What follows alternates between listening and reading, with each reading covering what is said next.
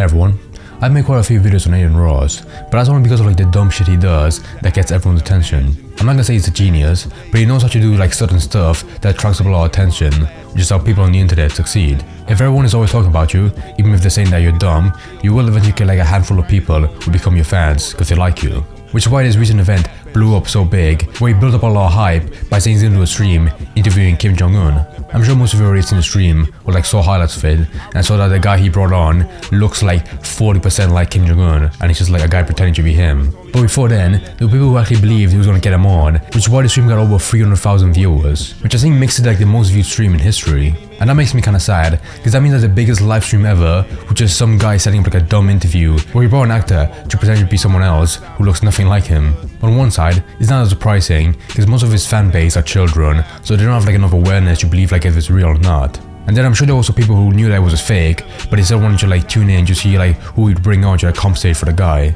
Before I talk about the live stream, I want to show some questions he showed off to make it seem more real. But the first one being him asking what he thinks about the LGBT, which he probably only did because he knew his fan base hates that community, and he just wanted to see Kim Jong Un say how much he hates it. The second question then being if he could get back the money that Stake lost. And for some context, Stake is a gambling website owned by Adin Ross and Trainwrecks, and it lost $41 million back when it was hacked in early September. So he didn't just want you to twist the story that Kim Jong Un took it. And then the third question is him reacting to Andrew Tate, which he probably only did because he wanted to bring that fan base in. But after that, he wanted to bring Yeonmi Park to the call.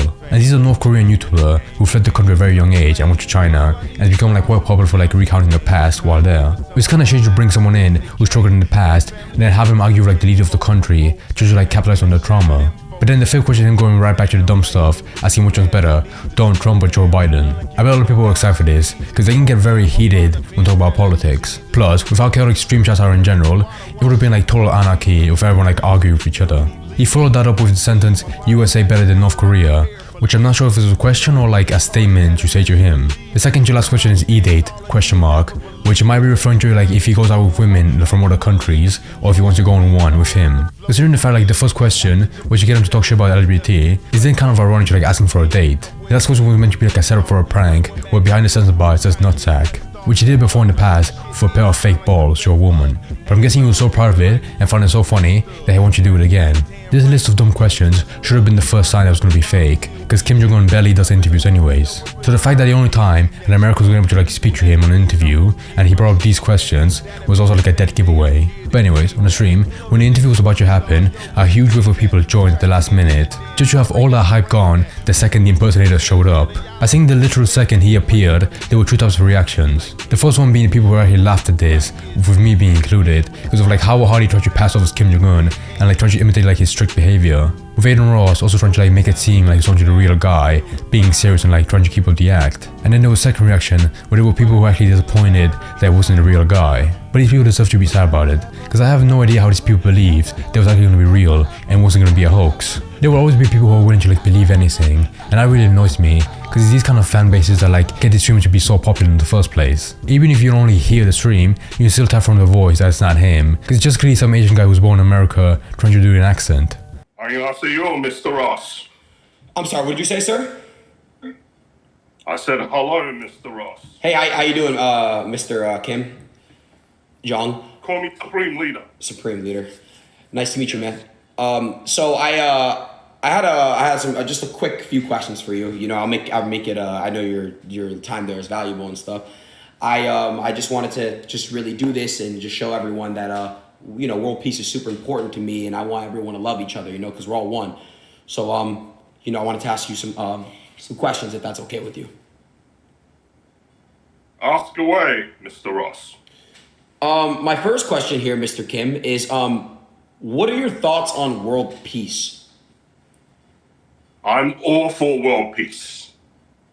And there would not be world peace, however, with America in the first spot as the world leader. So if America exists, there will never be world peace. I also find it funny how he tried to cover it up by talking about his childhood in Switzerland, where Swiss and English was his first two languages, and Korean being his third one. Which, even though it's true, he then says that's the reason why he has a Swiss accent, which he clearly doesn't. Fair enough. Okay. Hey, Mr. Kim, where did you grow up? Well, I grew up in a place called Bern, Switzerland. And that is where I learned how to speak Swiss and English. Actually, Korean is not my first language. I speak Korean with a Swiss and English accent. I looked this guy up and I found he had a Cameo account where people pay him money to record videos of him like pretending to be a Kim Jong Un.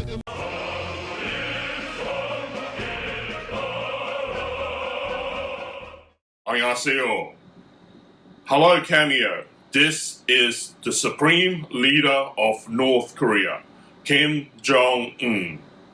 If you would like me to make a personalized message for you, go ahead and click purchase. For example, if you want me to make a death threat to your brother, your uncle, or your ex-wife, that they'll be executed by firing squad, please go ahead. Nothing is too offensive for me to say. However, if you want me to say something boring like happy birthday or happy anniversary, I do have a nice side. If you use Zoom or Skype and want me to appear in your meeting with your colleagues or your family, please go ahead and click purchase. I hope to see you soon, and death to America. He charges £159 per video, but I like to imagine like the stream with Adrian Ross probably paid him a lot, because I don't really have anything against them. Because if someone's willing to pay you a lot of money to pretend you be someone, and you know how to act like 100% serious, I would do it as well. One thing I will say I liked was how he tried to make it seem like he really liked Donald Trump, and he impersonated a lot of improv, which wasn't that bad to be honest. There's only one way for world peace, and that's for America to be destroyed. Or, at the next general election, you elect my good friend Donald J. Trump. Because with him in power, we do not need missiles to destroy America. Mr. Donald Trump will destroy America for me from the inside. No, sir. You know, Trump is, in my opinion, one of the greats of all time. You know, not trying to disagree with you or anything like that, but that was one of my next questions. What are your thoughts on Mr. Donald Trump? You know, he's great in my opinion. What are your thoughts? He is my great friend. Oh, okay. A very, very good friend. Along with Dennis Rodman, those are my two American friends. Okay, all right. Yes. And with Donald J. Trump, I mean, if I was gay, we would be married. However, I'm not gay. But with him in power, he's a good friend of mine. You can be assured that democracy would not exist in America and would become an autocracy. And under an autocracy, we would be the best of buddies. Because I know with him in power, he'll give me Japan and he'll give me South Korea. And both countries will be united under my control. Okay. Sir, I want to ask you a question. Is North Korea a fun place to come and visit? I wanted to ask you, and then the next part of the question was, can I come visit? So, is it fun to visit in North Korea? Oh, it is fantastic for foreigners to come to North Korea. This is how we fund our nuclear missile program. With your money going into my country, you can come and go to our version of Disneyland. It's called Korea Land, and it is the best theme park in North Korea. You can have North Korean cold noodles. And if you come, Mr. Ross, you can come and visit my own personal harem full of North Korean versions. They're willing to do anything for your happiness.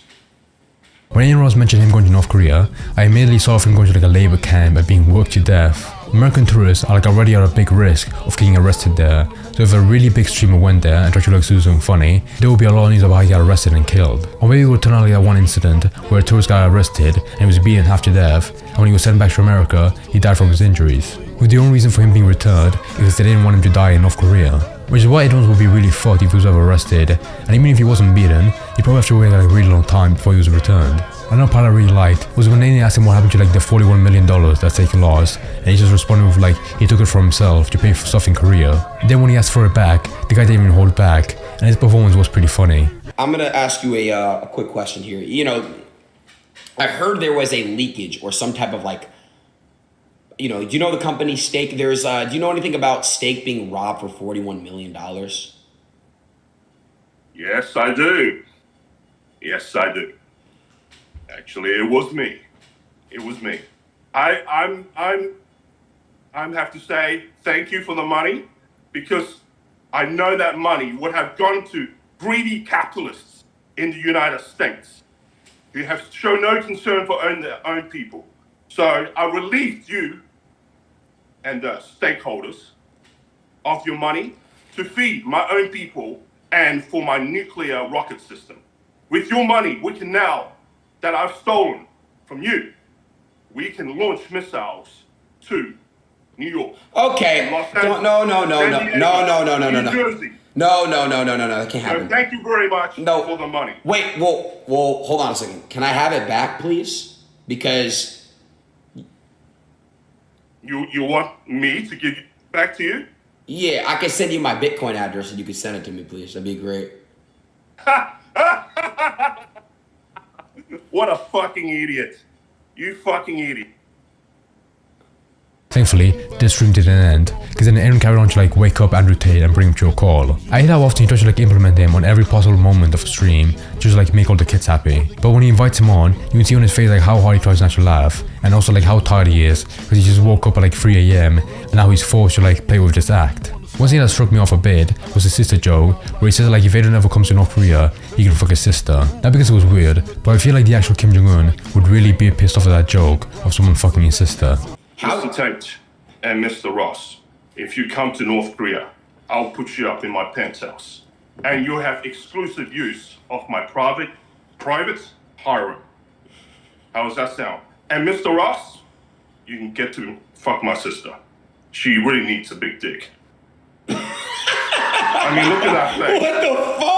Which is probably the only part of the stream that was pretty bold, as well as the fact that he pretends to be him too. But one thing that was funny was when like Andrew Tate just went off about like some philosophy that he knew about, and he dragged it out very long to make himself look smart. If you're completely self-sufficient, then what you do is you have to make your own clothes. You take less time actually doing what you're good at, which is accounting. Overall, you end up broker because you should be a good accountant, but you're not busy doing accounting. You're busy sewing a shirt. So all in all, countries are actually more prosperous with a broader economic and trade policy. But I do also understand in your very unique situation, it's difficult because of the American sanctions and the fact that if you did open up your country, they'd be looking to do a CIA on you and infect the minds of the youth with liberal garbage, NGOs, et cetera, and they'd overthrow the country. So Andrew, pros and cons. I didn't know you. Mr. Tate should come to North Korea and be my economic advisor.